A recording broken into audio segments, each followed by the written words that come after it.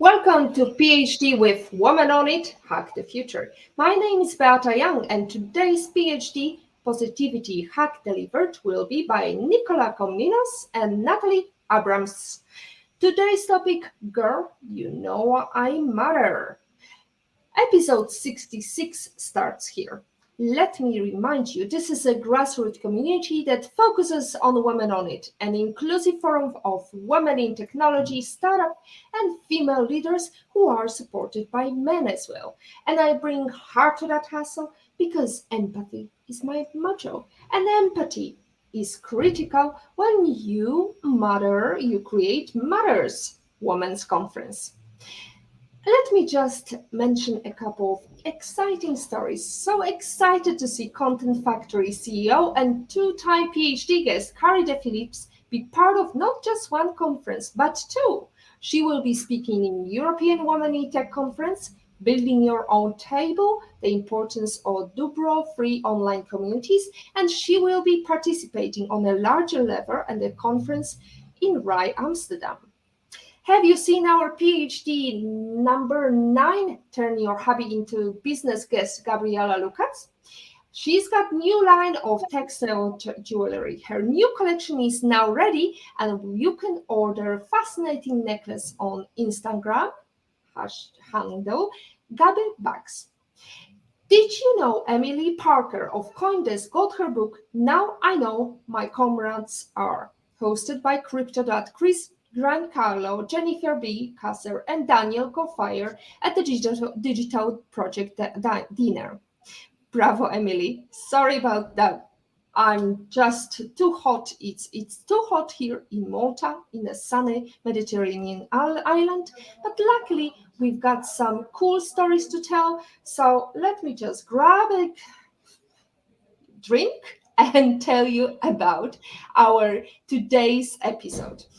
Women empowerment is more than just about the achievement of women. It is about celebrating their journeys and sharing those stories to inspire others. It is about supporting each other and celebrating our differences. Women have always been known for their ability to support one another and find strength in each other's stories.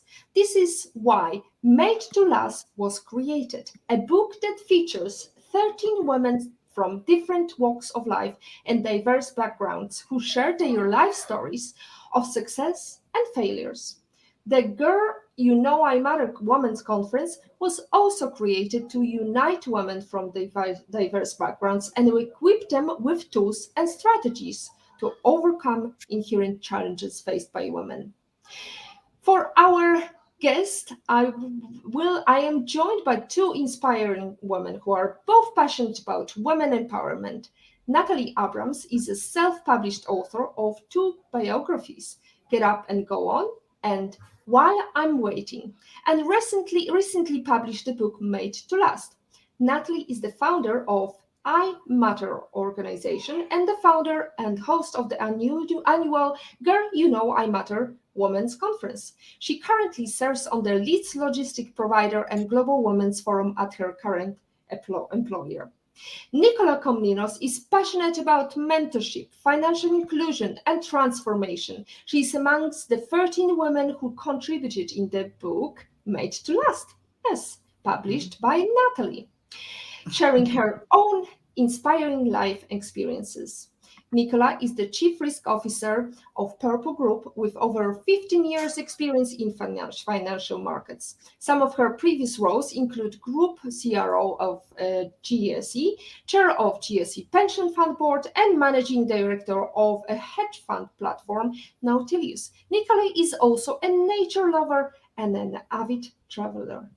These two women have been through many journeys and they are ready to share their stories with us so that we can learn from them and be inspired by them. So let's start with a simple question. Nicola, where in the world are you today? I am in Johannesburg in South Africa and I'm sitting in my house in the living room. Fantastic, and I've heard that it's very cold. How is it with you, Natalie? Hi, everyone. I'm also in Johannesburg, South Africa. I'm actually sitting in my daughter's room and I am feeling good. It's cold here, but I am pretty warmed up for this interview. So I'm excited to chat to everyone today. So are we. We have already some viewers coming in. Kim Virmak says, happy to be here. We are happy to see you, Kim, and we are looking forward to some awesome questions. Let's start with Natalie. What inspired you to write the book? So I host the annual women's conferences, and one of the is to create an experience for women that would otherwise not be able to go on the conference. So, in saying that, not everyone that attends the conference is able to pay for their attendance. And every year, my husband and I, and also one or two organizations last year, has helped us to, in the past 4 years, we have helped about 32 ladies with their funds to attend the conferences. So the book was initially a project to raise funds towards some fees for the women, but also an opportunity for women to be able to tell their stories. And one of the things I said, most of the contributors are women who have attended the conference. And I believe that every woman has a story to tell. And so I wanted them to be able to share their story with conviction and also enlighten themselves and others and create an opportunity for them to see that there's so much more to what they've been through and that they've gone through that and now they can help others to get through that. So, for instance, some women have gone through divorce, single parenting, abuse, infidelity in their marriage. And, every woman has such a beautiful story to tell. And I believe that there are many people out there that can relate and that can learn from our stories. Fabulous. And one of your amazing figures was Nicola. Nicola, what was your story? What did you share in the book? So, sure. I don't have enough time to go through the whole story, but I think maybe just to start off with. So, I'll show you my chapter. Starts on page 82. So, I don't know if you guys can see that. So, Yes, it we says can. proudly Afrikaans, Kolfoot Noi Comninos. So, I speak a language that is spoken predominantly in South Africa. I'm Afrikaans. I think in the Flemish is also pretty similar to Afrikaans, and it's got a sort of Dutch heritage. But yes, and I got married into a Greek family, and unfortunately, have a number of years ago got separated and divorced. So I do talk a bit about that story there. So I still have the surname Comninos. I've got two little biological boys, Liam and Nicholas, that I talk about. And then I now have a partner, back to my Afrikaans roots. My partner is also Afrikaans, Leon Swart, and he's got a little 8-year-old boy. So yeah, I talk about that journey, also talk about my career, all the exciting opportunities that I've had. But mostly I just talk about those things that sometimes hit you left field, and you feel completely demotivated and you don't know how you'll recover from these issues. And then you just make sure that you surround yourself with as much positivity as possible. I've got a wonderful group of friends. I've got a wonderful network of female and male colleagues in the industry, locally and internationally. We've got lean-in circles, which have helped me through that process. I'm part of Women in ETFs as well. We have mentorship programs and we've got coaching programs that help me. So really was leaning on other women and men to really get through quite a challenging stage during my life. But happy to say now, family settled, and we moved into this house in December. So given that it's so cold, I'll show you my fire. I've got a lovely little fireplace going on, so at least I'm not too cold. In South Africa, we don't have very good indoor heating, so we have to warm ourselves up nicely. But yes, so the book was really, or the chapter was really inspired by the conversations I had with Natalie. We met through a program the board masterclass series, which is a board training session, which is organized by the 30% Club. And in South Africa, it's run in partnership with Business Engage, which is really a phenomenal platform. We went on this program for about a year, met a lot of other wonderful and inspiring ladies that all are aspiring directors, board directors. We still have too few women on boards, and obviously the 30% Club is wanting to at least get 30% of female directorships. So we were both in that program. My goodness, so many things already from you, ladies. So we have some amazing comments. Nicola, Ellen, that's my sister, Natalie Abrams. You're doing great work. Look at all these ladies supporting. Karin Thal, keep up the good work, friend. So proud of you. Luchelle Smith says, Natalie Abrams, you are doing great work. That's not only your friend, but also a cousin, friends and family, and everybody wants to say hello. Thank you very much, and congratulations, Nicola from Sithole. Sorry, if I don't Sithole, exactly.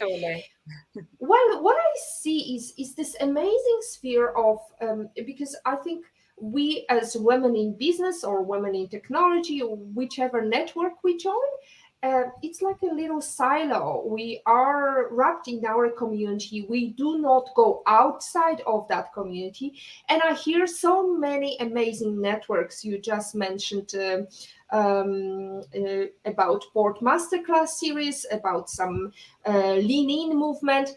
And there are so many amazing networks out there. And also, I know that, Natalie, you have got your own network. Can you tell us about what you do with your network? So I work full-time for an amazing company, Imperial, and we've just been bought over by another company, DP Logistics.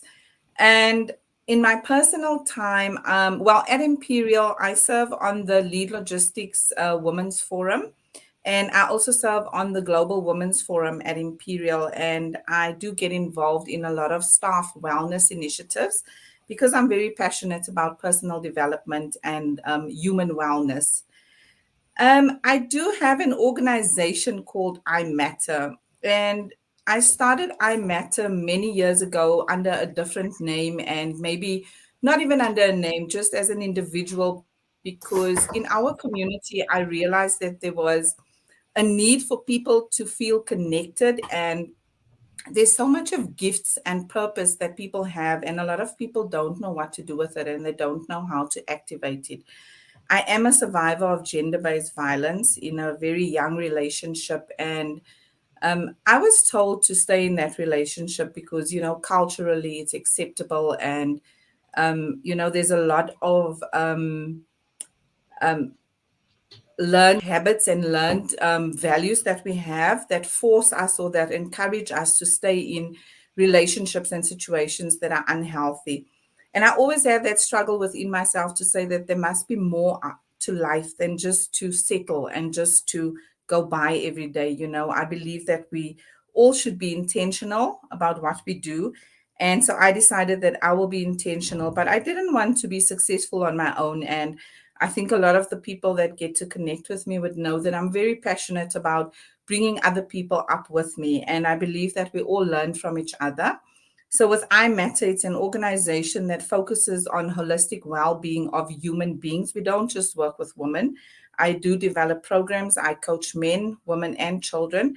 And I believe in the holistic well-being of the family. A lot of the social ills that we experience in our communities are because of broken families.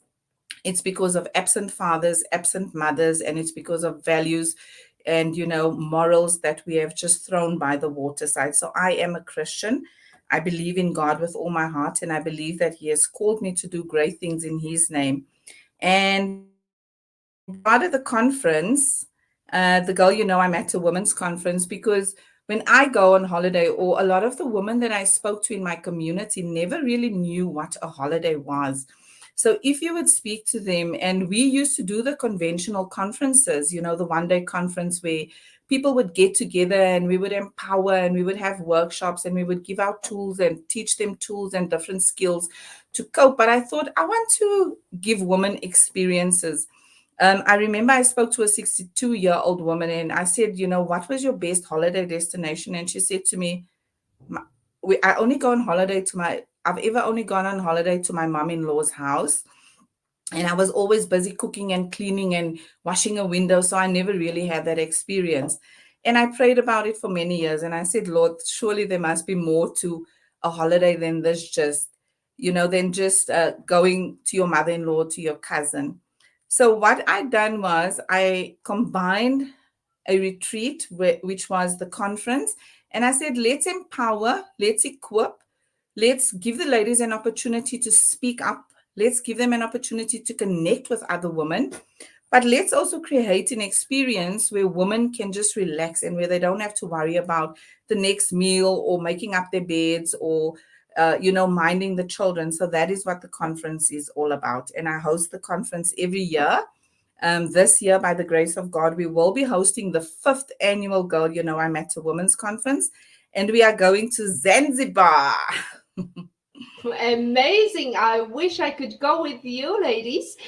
We've got another comment from Joylyn Bale. I'm so excited to join this new journey of strong, powerful women. And Barbara Botha says, I have been friends with Nicola for 28 years. She's such an inspirational to all women and have been a mentor to many. So we see there is a strong connection there and there is strong support there. So Nicola, how is it that you've got such a good cohort of women? How do you make it? Are you mute? Sorry about that. It's okay. Yes, so I just didn't want to make too much noise while Natalie was speaking.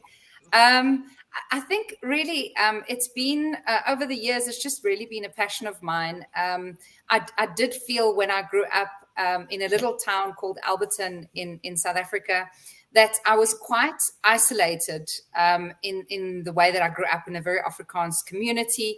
And like you said, Beata, just wanting to be exposed to other cultures around the world and also be involved in other communities in South Africa. I feel that everyone's born in a specific country, in a specific town or setup or structure for a purpose and for a reason. And South Africa has one of the highest Gini coefficients in the world, which obviously just means that the haves and the have-nots is one of the biggest gaps in our world. So you've got people living on the street, unemployed. You've got a large amount of people living on the breadline in poverty. And then you've got others that really are so privileged, like myself and Natalie, and we're just so grateful in terms of what we've got. And it's a way for us to give back. And obviously growing up, I felt that my parents always taught me the principle of pulling people up with you as you go up. They also come from fairly humble beginnings, living on farms with big families, and finances weren't, in abundance, but we all made the best of what we could. So it really has been an inspiration and a passion of mine to just make sure that I build a network of women in particular to support each other, given that I'm in financial services and it is quite a male-dominated industry. So wanting to get a few more female voices around the table has always been a passion of mine. But also in South Africa, given that we've got quite a lot of gender-based violence, as Natalie mentioned, and we do have a lot of women actually raising families, women-headed households, those sorts of things. So wanting to make sure that we give back and support women in our society who really will build a better community in South Africa. They are the mothers of our children. And so some of the first mentorship work and involvement I've been focused on has really been, as I've mentioned to you, lean-in circles where we formally set that up within our work environment. I've also been a mentor for Girl Ignite Africa Academy, which was a NGO that was set up just outside Diepsloot, which is one of our informal settlements, to support girls in school, just giving them some support in terms of a mentor, someone to guide them. I've also was part of a mentorship program, which is an international one with a US-based mentee, Empower. So I just love to get involved in things like that to also broaden my own horizon and see how much impact and the difference that I can make.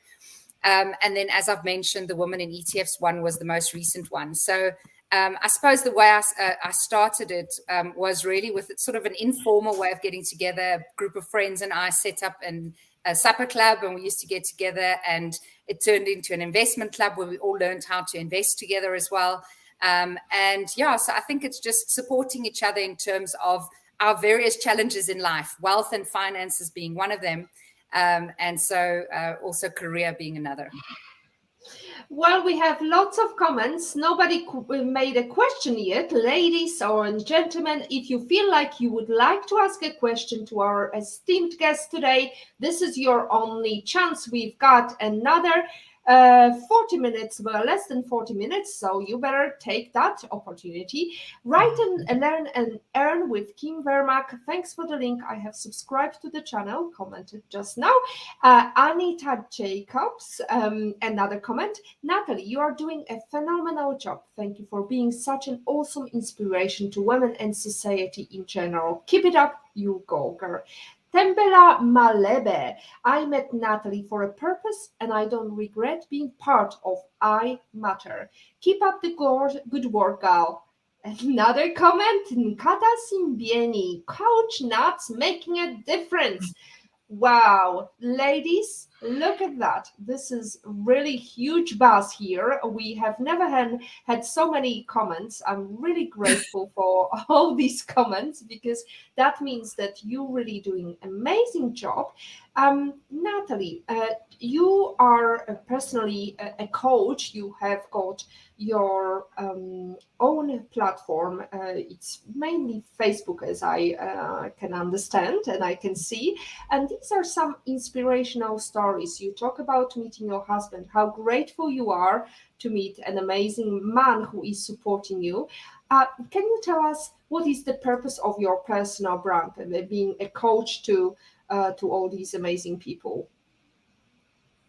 So, Beata and guests, I just want to shout out to all the I Matter conference attendees. I see quite a few names coming up, and Kim is actually the lady that helped us to publish the book on Amazon. So thank you, Kim, for signing up. Always such a great support of I Matter and the work that we do. So, Beata, as previously said, I became a coach and I was very passionate about coaching because I believe that I had the ability to help people reach their own best potential. So as a coach, I work with people that already have a dream, already have a goal, and I just help them to align their thoughts, their actions with that goal and with that dream. And it's really been a beautiful experience. I don't only coach on Facebook, so a lot of my coaching is in person. And also now, due to COVID and people being all over the world, I do a lot of coaching online. And my coaching is the intention of my coaching is to help people to get to the next level in their life. So I help them get from point A to point B. And the agenda always comes from the client. So I listen to them. I listen to what they're saying, what they're not saying. Very good at doing body language, reading body language, and just instill hope in them.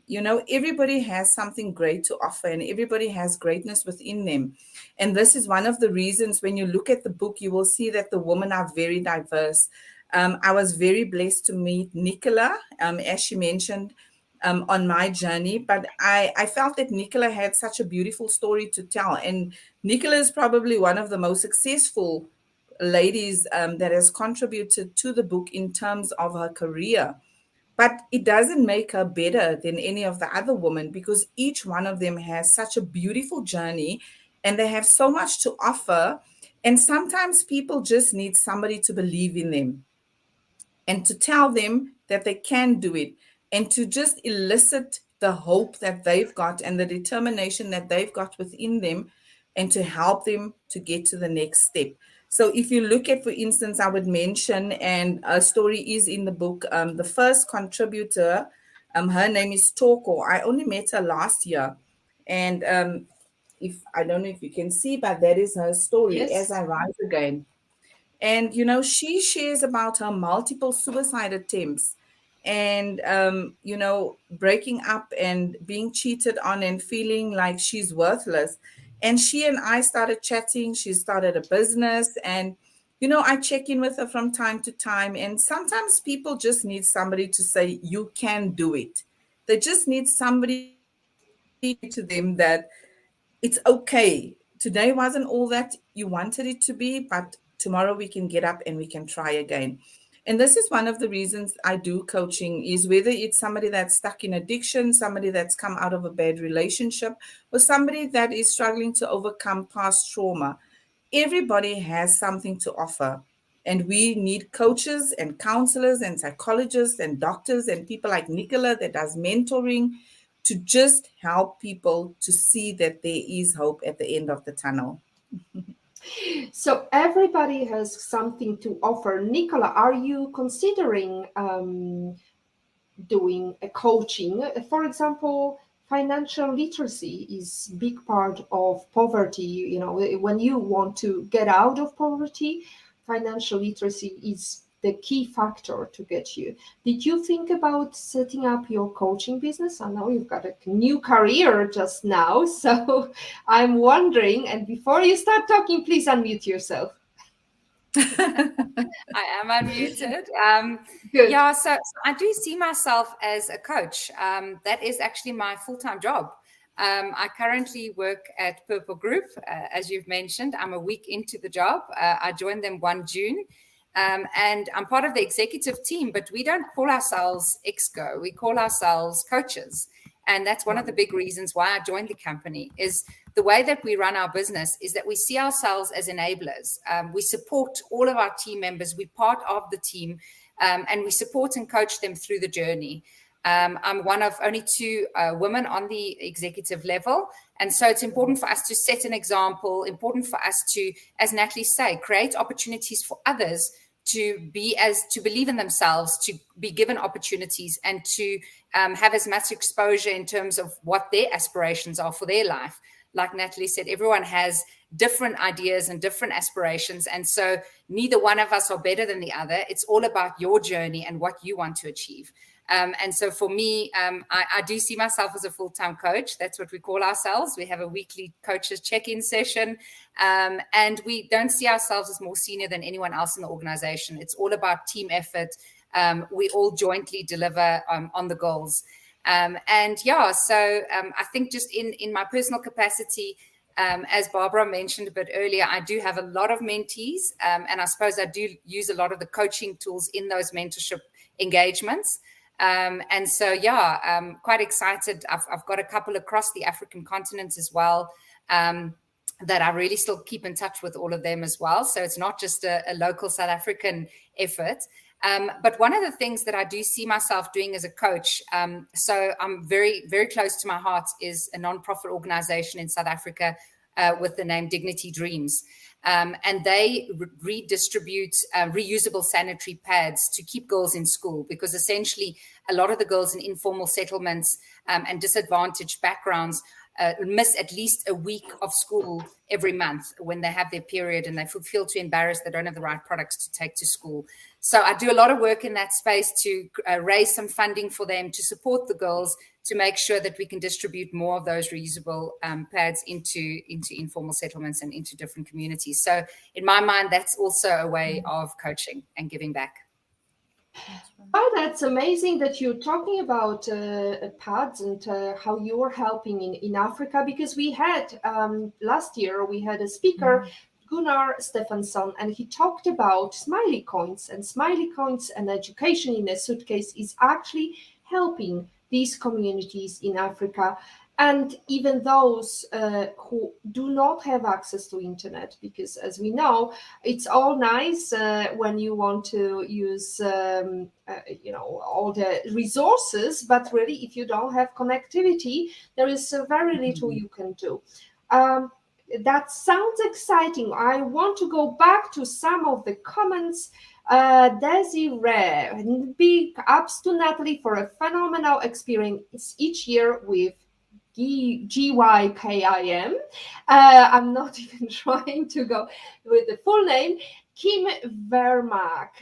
Oh, Zanzibar. Sounds exciting. Kim, who helped you, as I remember, to publish your book. Suzel Kemp, keep on shining your bright light, ladies. A little heart from Suzel goes to you. And Nicola Malgas says, I have attended the women's conference each year, and each year I can take something from the conference home with me that I can implement in my life. Coach Nuts is an amazing and inspiring woman. There are so many inspiring women, and I would like to send plaudits to you, Natalie, because I think there are so many of us around us that we don't even realize what amazing stories they have to tell. And we see the cover of Forbes, and there is usually men talking about how huge business he made. But really, we need to start talking about all these women, because sometimes they are underappreciated. They don't earn enough money, and hence they never go to the front cover of Forbes or whichever business magazine there is. That's Right? right. That's So, right. absolutely, that's very important to, as you said, every woman has a story to tell. But we know, well, at least I've experienced a couple of chats, a couple of times in my life when I got frustrated, because when I approach a lady, she would say, I'm not sure I can go because I'm not good enough, or I didn't do enough, or I don't think it's something remarkable. Did you have these situations, Natalie? All the time. So I think with the conference as well, if you read some of the stories, a lot of the women, as women, I think we compare ourselves to other women. And this is why I use Nicola as an example. Nicola is one of the probably the most humble people that I have met. And as a woman, I experienced this at the conference as well, and it's something that I have to pray about and address every single year. Women can be quite mean to each other, and we have a tendency of judging each other and looking at someone from the outside and think that we know that person. um, I was having a conversation with one of the ladies the other day, and I said to her, the conference is good and it's a great experience. And last year we had, I think, 46 ladies attend. This year we've got 68 ladies going to Zanzibar. There are different personalities, different cultures, different generations that attend. And of course, we're not all going to see eye to eye. And what I always tell the women is just remember that every person that you look at is facing their own journey and is traveling their own journey. And unless you take the time to speak to that person and ask them about themselves and ask them, how are you? Who are you? And where are you on your journey? Don't make assumptions. It's so quick for us to make assumptions and think that we know people. For instance, I will use Nicola as an example. When I first saw Nicola's name and when I heard her speak on the class, I thought, oh my goodness, I cannot even be friends with such a person.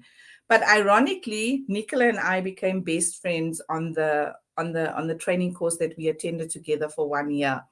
And so we must stop looking at ourselves and think less of ourselves.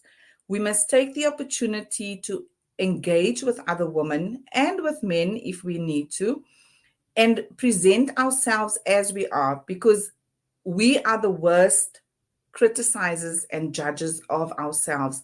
You might think that, oh, Nicola will not want to associate with me because I'm a salesperson on this course with all the directors and the CEOs and the CFOs and people serving on huge boards. But actually, Nicola is a woman just like me that is interested in mentorship, that loves other people, that loves giving back, and that wants to see other people um, expel and expand in their own lives. So have a conversation with somebody and try to get to know who they are before you make assumptions about what they think you are or who they think you are. That's beautiful, Natalie. Thank you very much for that word of encouragement. We've got a question from Barbara, but because before we go into this question, I would like to talk about the fear of what other people think about us.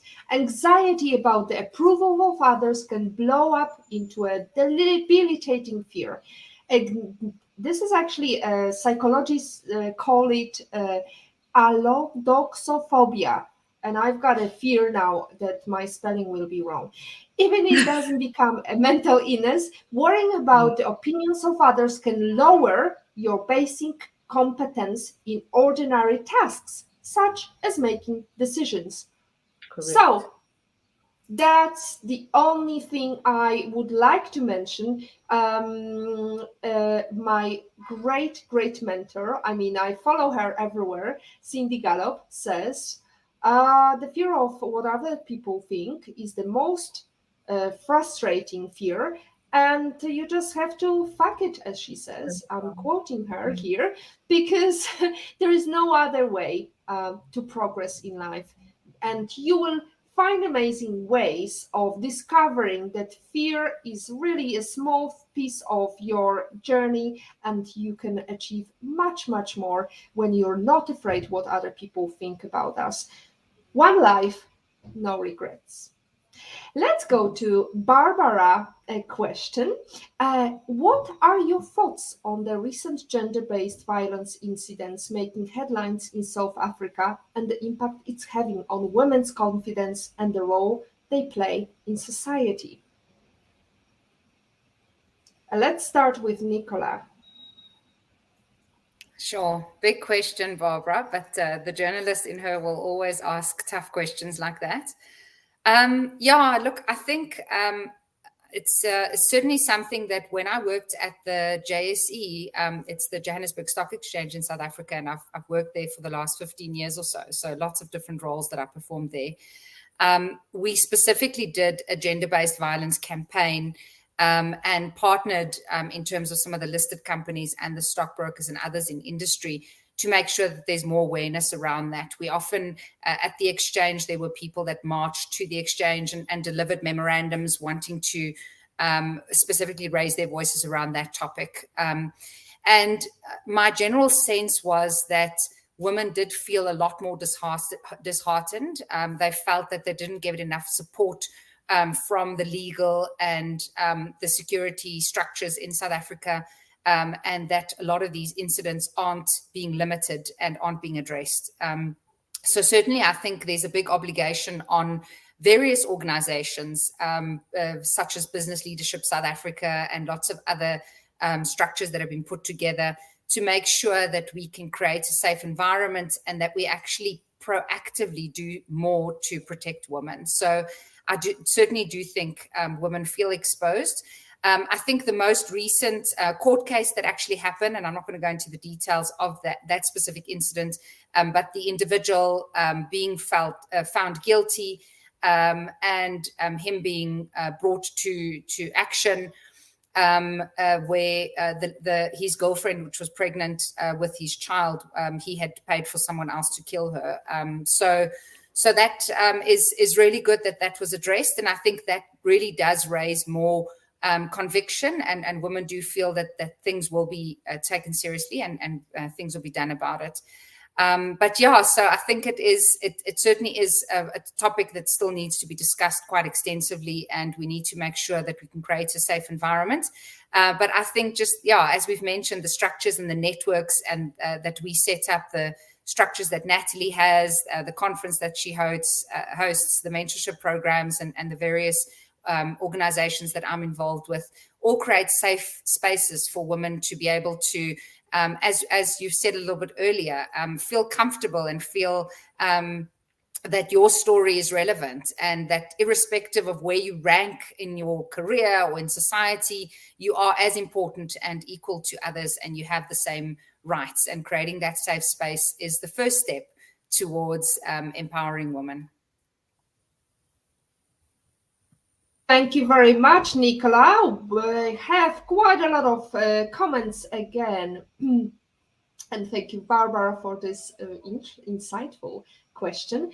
Joylene Bale says, us as a woman go through so much, we sometimes be embarrassed to talk about our situation, but I realize that talking is the best medicine for the soul. And as we know, we have an amazing platform here to talk about that. I know it is quite public. We have a LinkedIn user, and I think it is Roshin Gayar.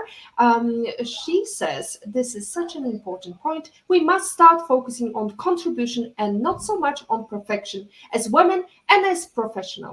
Absolutely. Valorous woman, love this great initiative. So much connections in person, as well as self-discovery. I'm just going quickly through all these comments.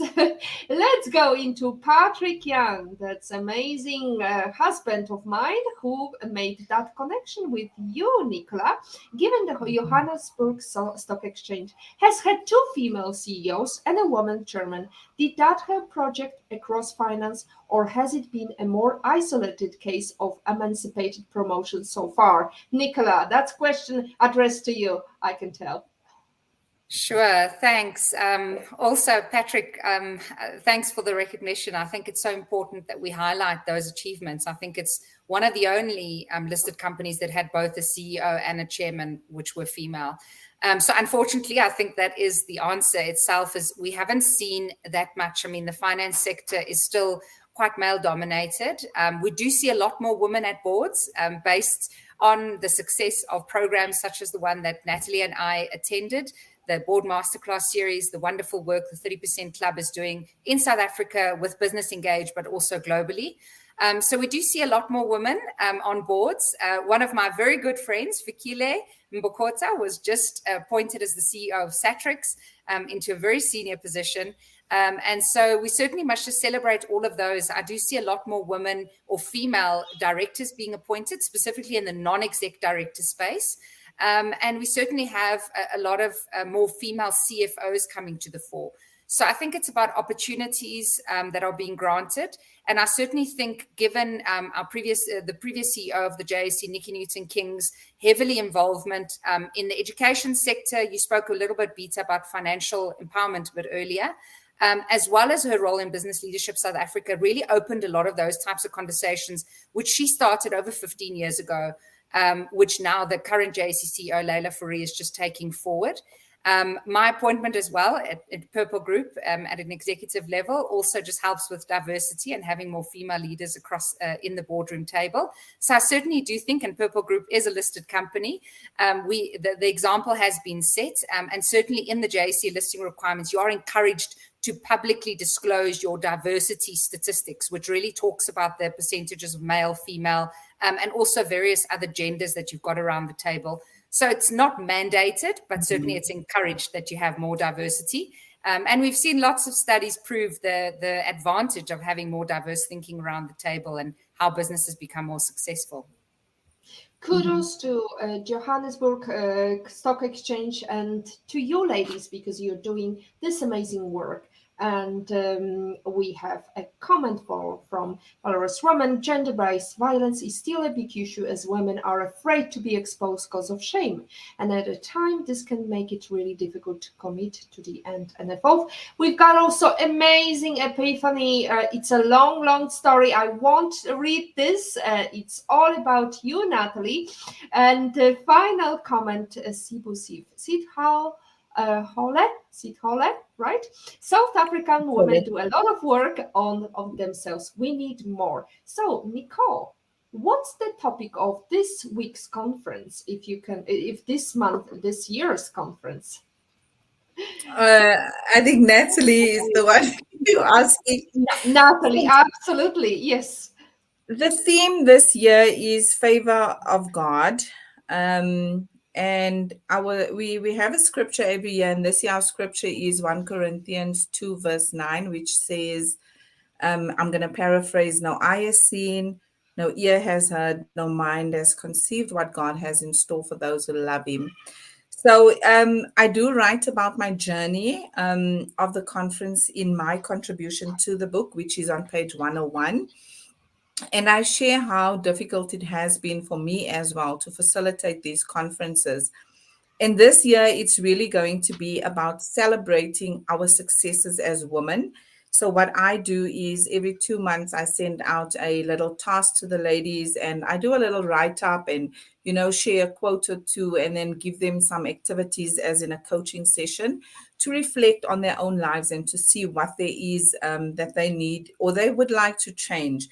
And so at the conference, when we do our sessions, which we have quite a bit of this year, we're going to be there for 8 days. So we will be in Zanzibar for 8 days. And we have reflections, daily reflections. We have our conference sessions. And then we have our breakaway sessions in the evening where we do beautiful dress ups and we have a theme for each evening. So my theme, I've given one of the each of there's 5 ladies, 6 ladies, each of them have a theme for a day. And my theme, which is for the last night I've selected, is you only live once.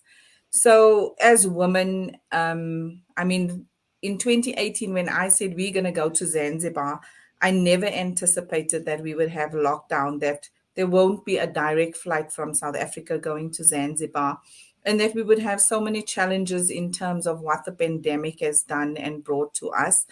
But by the grace of God, we will be hosting the conference. And so this year's theme is really just to celebrate the success of the conference and the success of every single person that has supported the conference, that has supported me on my journey, that has prayed with me, that has stood by me, that has encouraged me, because I also get down days. There are also days when I need a coach and when I need a word of encouragement. And today specifically was one of those days where I was just in a very low place. And I found one of our managers and I spoke to her. And, it's that is really what it's all about. It's celebrating our accomplishments. And our accomplishments is every single day. It's not a big thing once a year. And I encourage the women to celebrate every single accomplishment that you've made. If you suffer from depression and you don't feel like getting out of bed, and this morning you got out of bed and you got dressed, celebrate that, because it's worth celebrating. Natalie, you say, actually, I noticed you quite often say, by the gift of God, but I think there is quite a gift of Natalie there involved. So we have another lovely comment in Love and in Pain, our great supporter. Hi, ladies, thank you for inspiring us, and little heart. And Barbara, with her journalist approach, is asking another tricky question. Women perform various roles: doctors, partners, mothers, friends, CEOs, directors, and other types of roles.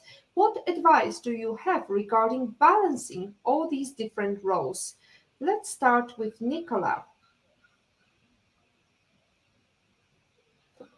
You muted. Yes, here I am.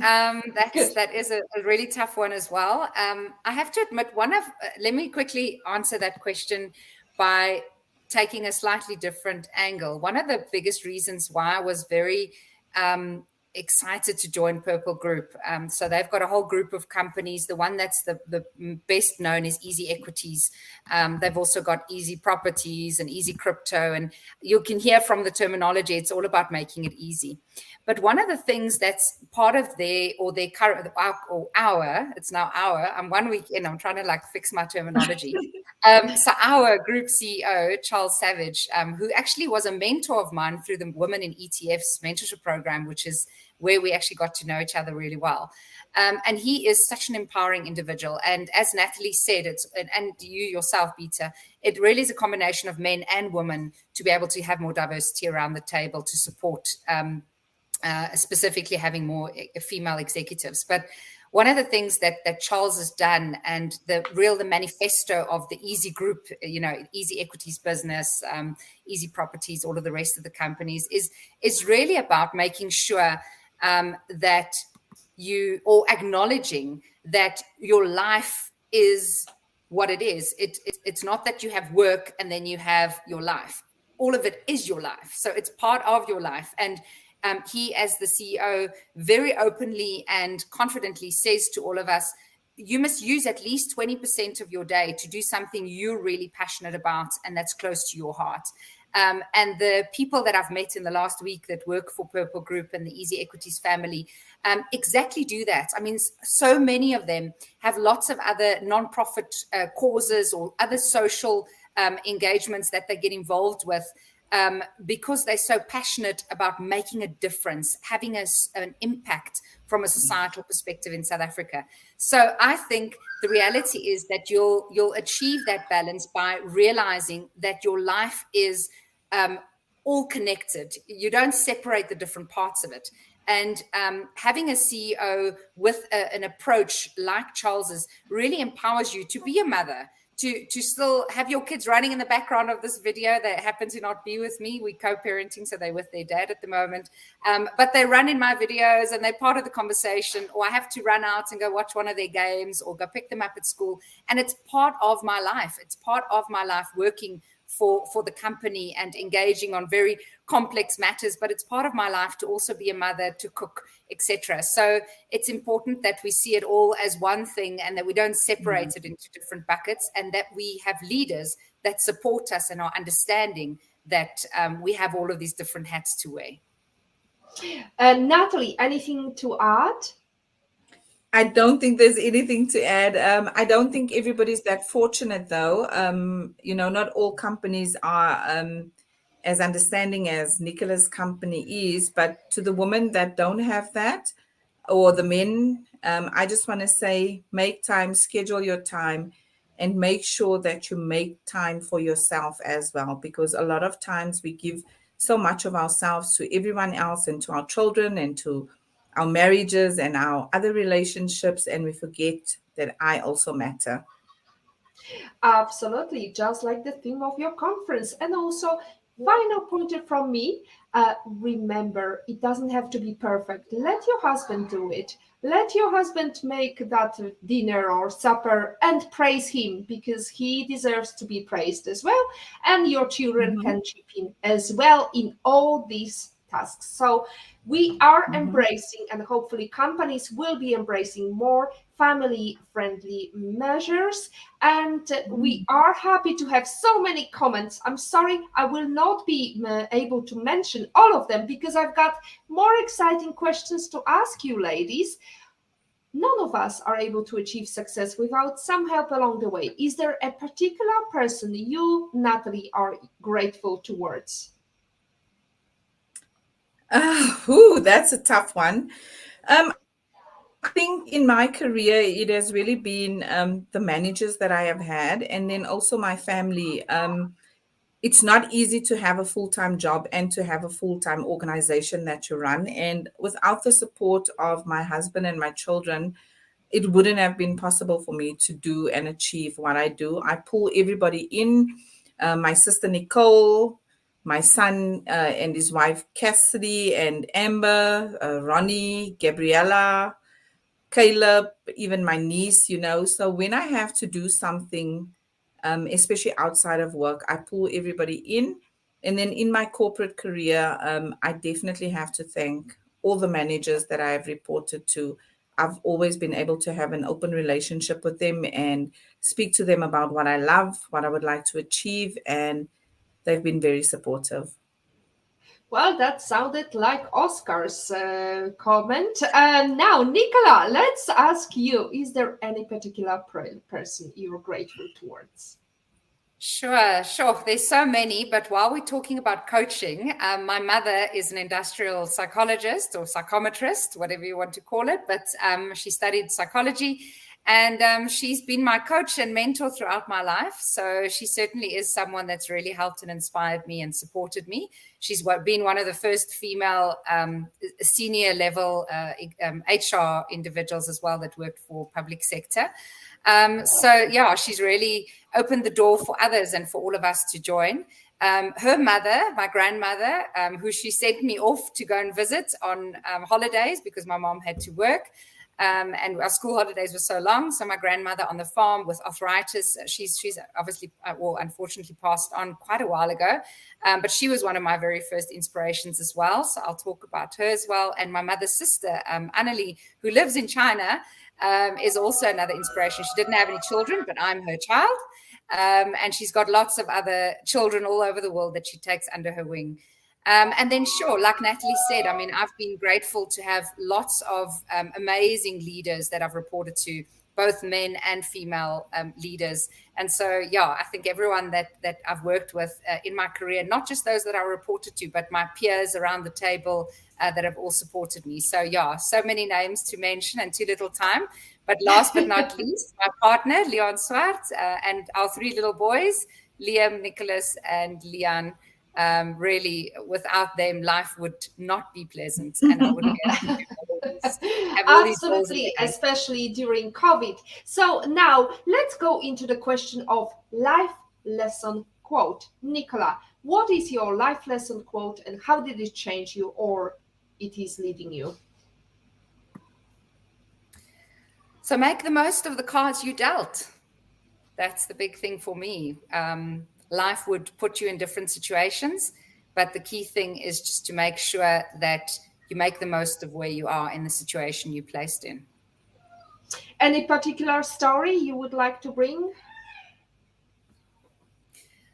So, as Natalie mentioned, many of us in the book have gone through some really tough times. I went through quite a uncomfortable and not pleasant experience with the separation and the divorce, and the situation at my home was not healthy, and so it does affect your mental health, and getting yourself through that and just making the most of the situation you're in is really important. So I actually through that journey went to go and see a self-esteem coach. So Natalie, you thought I've got so much self-confidence. I actually had a coach to help me through that. And the biggest thing that just helped me through that is you've got to live in the moment. As Natalie said, it's not about yesterday, today, or whatever. It's yesterday or tomorrow. It's about today. It's about now, being grateful for what you've got now. So for me is, play the cards you dealt. Right. What about you, Natalie? What is your mantra? I think mine would be, if anyone can do it, everyone can do it. So I believe that if it's possible for one person, it's possible for everyone. So just do the best that you can with what you've got. So is there any particular reason that you chose this quotation? You know, the communities that we come from, Beata, we often hear things like, well, you know, this is how it's supposed to be. So, girls fall pregnant at a young age, or, colored people are not very successful. So I say, don't live by those stigmas. If anyone can do it, if Nelson Mandela can become president, if you believe you can become the president, go for it, work towards it. If you don't become the president, you are going to learn some valuable lessons along the way, and you might just fall into your purpose and your destiny. So, yeah. So that calls for another quotation from Michelle Obama. There is no limit to what we as women can accomplish. Right, let's go to imagine the pandemic is over and you can invite any person in the world to have private breakfast anywhere in the world. Who would you invite and where would you go to? Let's start with Natalie. I would definitely invite Michelle Obama, and I would go to somewhere where there's a lot of snow. I don't know, probably somewhere in Europe or somewhere in Canada where we snowed in, and there's a little cottage with a fireplace going. And and I was very inspired by a book. I'm sure everybody was, Becoming. And I would just want to take some, learn from her. And her story is so rich with lessons about humble beginnings. And when you hear her, or when you read her story and see that she's just a normal girl with a normal dream, and they had family problems just like everybody else, but they believed, she and her husband believed in their dreams, and they fought for it. They didn't let anybody stand in their way. So yeah, hopefully we'll be snowed in somewhere and I can have a lot of a time. What about you, Nicola? Who would you invite? So sure. Unfortunately, the lady I would invite has already passed on, but I would want to just mention her because Maya Angelou is someone that, in my mind, has just been phenomenal. And I did quote her as well in the chapter that I contributed to the book. So I hope I can do some time traveling as well, and I would like to meet with Maya Angelou, and I would like to meet with her. Sure. I don't know. Anywhere. It doesn't really matter. In a park, just anywhere in a sort of natural setting outside, and on a hot summer's day, having a picnic and just understanding what she went through, and just hearing all her phenomenal stories about how she opened doors for other women. That's amazing, Nicola, because Maya Angelou is always mentioned on this live stream because she says, if you don't like something, change it. If you can't change it, change your attitude. So, ladies, it's been a pleasure to have you today, host you in our show. We need more women at all levels, including the top, to change the dynamic, reshape the conversation, to make sure women's voices are heard and heeded, not overlooked and ignored, as Sheryl Sandberg, the Lean-In movement protoplas said. We have our next week guest, how to make your profile stand out on LinkedIn, is going to be Andy Gwynn, exactly the same time, 6 p.m. CET. We are going to learn from him. I encourage you all to come and listen because this will raise your profile and this will make your light shine. Right. We have completed this amazing episode, and that's it from this episode 66. Thanks to our guest, and by the gift of God, as Natalie says, Nicola Comninos and Natalie Abrams were our guests. To stay updated and ensure you never miss a positivity hack delivered, follow Women on It and turn on notifications to be alerted.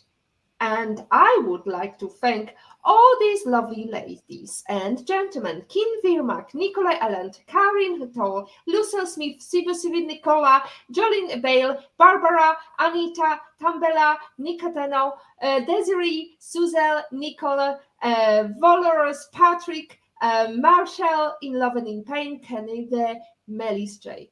I hope I didn't make too much of a mess with your names. Ladies, it's been amazing. I wish you all the success. Nicola, hopefully you will have the courage to join me in face-to-face conversation, because you have to know, my lovely viewers, when I tried to invite her, she said, I'm not probably best to speak alone, but I know an amazing person. I could come and talk about the book. So thanks to that, we have Natalie and Nicola together, and hopefully we'll meet again separately, because there are so many amazing stories you ladies could share with us.